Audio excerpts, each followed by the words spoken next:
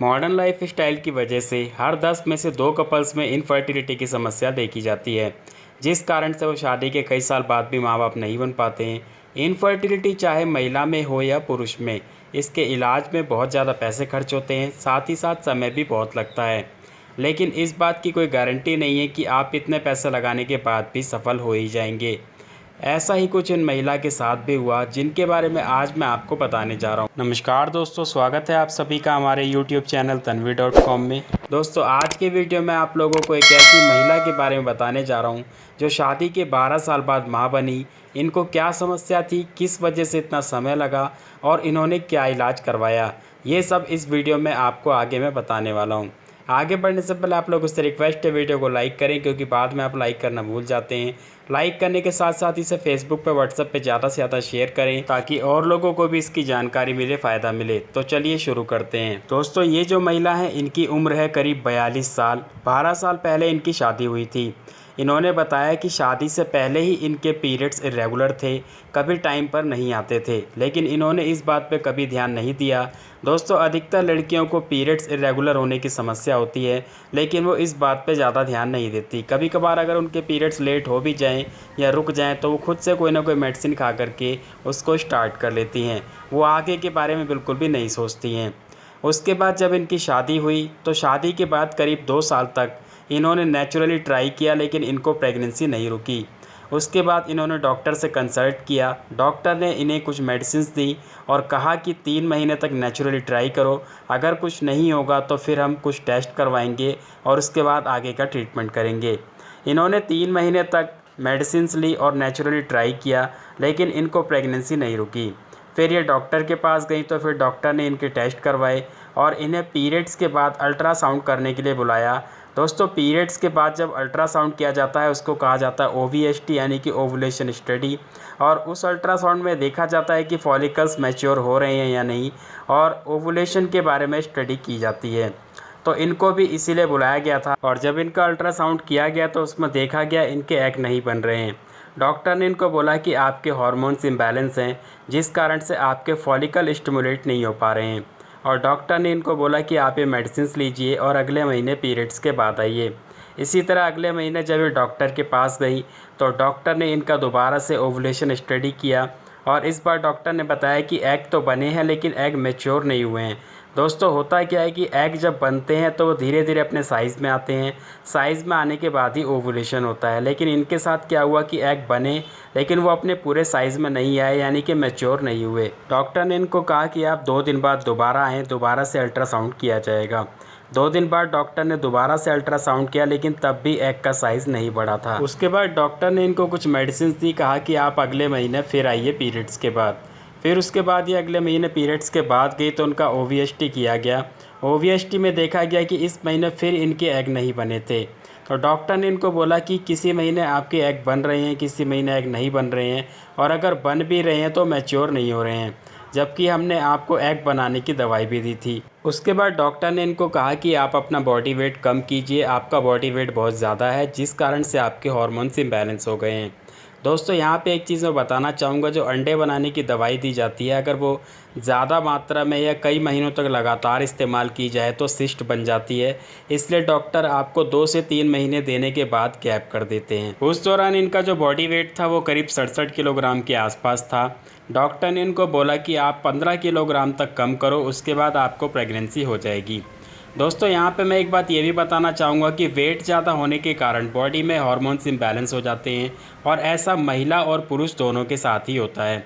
मोटापे को इनफर्टिलिटी का एक बहुत ही खास कारण माना गया है। उसके बाद इन्होंने अपना वेट लॉस करने के लिए एक्सरसाइज करना शुरू किया, डाइटिंग शुरू की, तरह तरह के टिप्स को आजमाती थी। लेकिन दोस्तों, पहले महीने तो इनका जो वज़न है काफ़ी तेज़ी से गिरा। उसके बाद दूसरे महीने में बिल्कुल भी इनका वेट लॉस नहीं हो रहा था। उसके बाद फिर किसी ने इनको बोला कि आप जिम ज्वाइन कर लो, ट्रेनर के अंडर में अगर आप ट्रेनिंग करेंगे तो आप काफ़ी जल्दी वेट लॉस कर सकते हैं। उसके बाद हस्बैंड और वाइफ दोनों ने ही जिम ज्वाइन किया, दोनों साथ जाते थे। काफ़ी ज़्यादा मेहनत की इन्होंने, अच्छे से डाइट पे किया, लेकिन तब भी इनको कोई ख़ास रिज़ल्ट नहीं मिल पा रहा था। उसके बाद वहीं जिम में इनके किसी जान पहचान वाले ने इनको बोला कि आप एक्सरसाइज के साथ साथ एक्यूपंक्चर थेरेपी करवाओ, ये बहुत ही ज़्यादा असरदार है, आपको बहुत अच्छा रिज़ल्ट मिलेगा। तो इसके बाद इन्होंने गूगल पे सर्च किया एक्यूपंक्चर के बारे में। वहाँ पे इन्होंने बहुत सारे एक्यूपंक्चर के क्लिनिक्स के रिव्यूज़ देखे और उसके बाद इन्होंने डिसीज़न लिया कि ये एक्यूपंक्चर थेरेपी करवाएंगी। एक्यूपंक्चर थेरेपी हज़ारों साल पुरानी थेरेपी है। इस थेरेपी में हमारे शरीर में बने एक्यूपंक्चर पॉइंट्स में बारीक सुई को घुसा करके उसको वाइब्रेट किया जाता है और उन पॉइंट्स को एक्टिवेट किया जाता है। दोस्तों बताना चाहूँगा, हमारे बॉडी में जितने भी पार्ट्स हैं उन सभी को कंट्रोल करने के लिए उनका एक कंट्रोल पॉइंट बना हुआ है जिसको एक्यूपंक्चर पॉइंट कहा जाता है।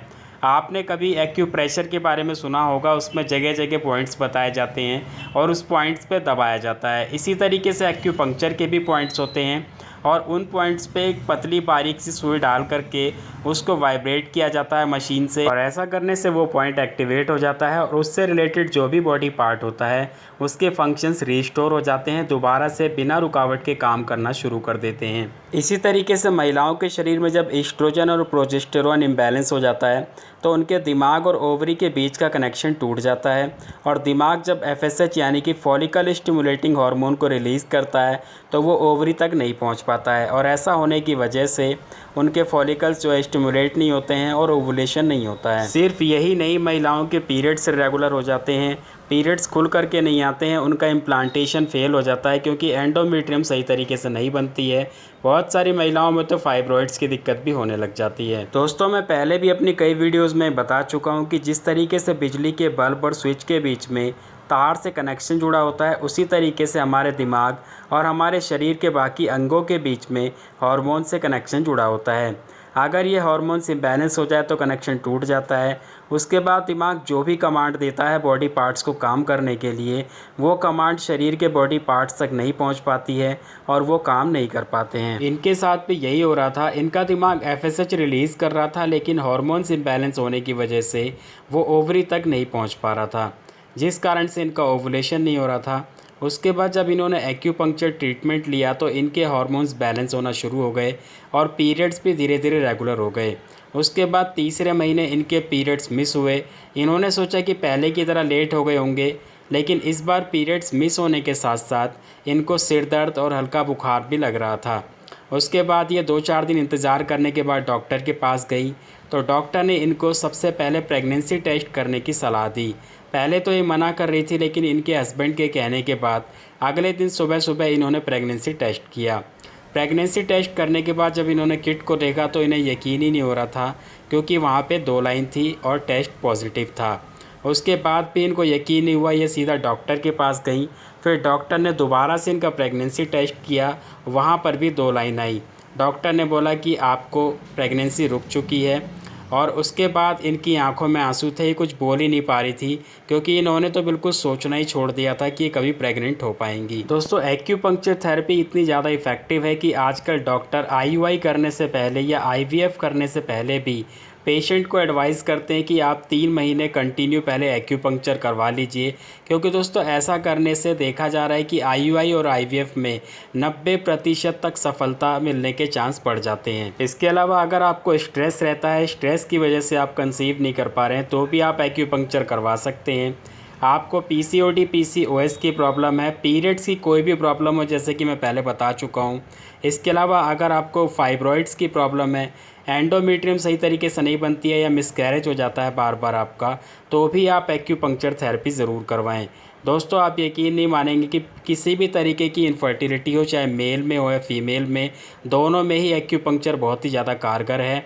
सबसे बड़ी बात ये कि इसका किसी भी तरीके का कोई साइड इफ़ेक्ट नहीं है, खर्चा भी बहुत ज़्यादा कम है। इसके अलावा दोस्तों बॉडी में किसी भी तरीके का कोई दर्द हो, काफ़ी लंबे समय से दर्द जो होता है ठीक ना हो पा रहा हो और आप पेन किलर लेके परेशान हो गए हो या फिर सूजन रहती हो किसी भी तरीके की, तो भी आप ये ट्रीटमेंट करवा सकते हैं। बहुत ही ज़्यादा इफ़ेक्टिव है। सबसे बड़ी बात ये, जब आप इसको करवाएंगे तो पहली बार से ही इसका असर आपको दिखना शुरू हो जाता है। बहुत अच्छी नींद आती है, आप अपने आप को बिल्कुल स्ट्रेस फ्री फील करेंगे। इसके अलावा जो महिलाएं थायराइड की वजह से या फिर आर्थराइटिस की वजह से कंसीव नहीं कर पा रही हैं, तो वो भी ये ट्रीटमेंट करवा सकती हैं। यहाँ पे एक चीज़ आप लोगों को ये कहना चाहूँगा कि जब भी आप एक्यूपंक्चर थेरेपी करवाएं तो हमेशा एक सर्टिफाइड ट्रेनर से ही करवाएं। अपने आसपास के एक्यूपंक्चर क्लिनिक के बारे में जानने के लिए आप गूगल पे सर्च करें एक्यूपंक्चर नियर मी। ऐसा करने के बाद आपके आसपास जितने भी क्लिनिक होंगे जो भी एक्यूपंक्चर थेरेपी करते होंगे उन सभी की पूरी लिस्ट आ जाएगी और वहाँ से आप अपनी सुविधा के अनुसार उसको देखें और वहाँ पे जाकर के आप एक्यूपंक्चर थेरेपी करवा सकते हैं। तो आज के वीडियो में इतना ही। उम्मीद है आप लोगों को वीडियो पसंद आया होगा। वीडियो को लाइक करें, ज़्यादा से ज़्यादा शेयर करें, चैनल पे नए हैं तो चैनल को सब्सक्राइब करें। मिलते हैं अगले वीडियो में। धन्यवाद।